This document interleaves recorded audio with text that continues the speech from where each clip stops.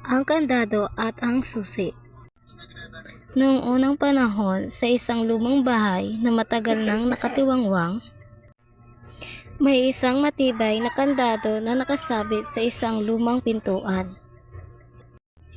Tahimik at tila malungkot ang kandado, sapagkat matagal na nitong hindi nararamdaman ang pag-ikot ng isang susi. Ano kaya ang pakiramdam na muling mabuksan? Bulong ng kandado sa sarili. Sa kabilang dako, may isang maliit na susi na matagal ding naghahanap ng kanyang pupuntahan. Hindi niya alam kung saan siya nababagay, pero patuloy siyang naglalakbay, umaasang balang araw ay matatagpuan niya ang para sa kanya. Isang araw, tinala ng hangin ang susi papunta sa lumang bahay. Napadpad siya sa pintuan kung saan naroon ang kandado. Subukan mo ako.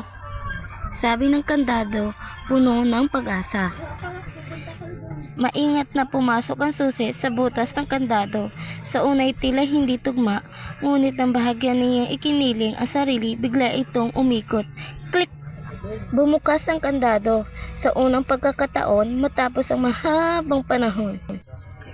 Salamat. Sabi ng kandado. Ikaw pala ang hinihintay ko.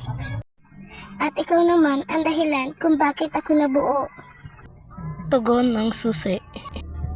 Nang mabuksan ang pintuan, pumasok ang liwanag ng araw sa loob ng lumang bahay. Unti-unting nabuhay muli ang lugar. May mga taong dumating, naglinis at muling pinuno ng saya ang tahanan. Mula noon, hindi na naghiwalay ang kandado at susi. Natutunan nila na kahit gaano katagal ang paghihintay, darating din ang tamang katuwang. At kapag nangyari iyon, magbubukas ang mga bagong pagkakataon at liwanag sa buhay.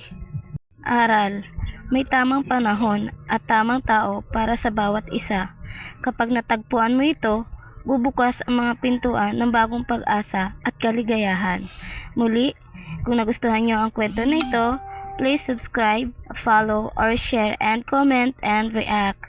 Muli, ito po si Bagay Bagay TV.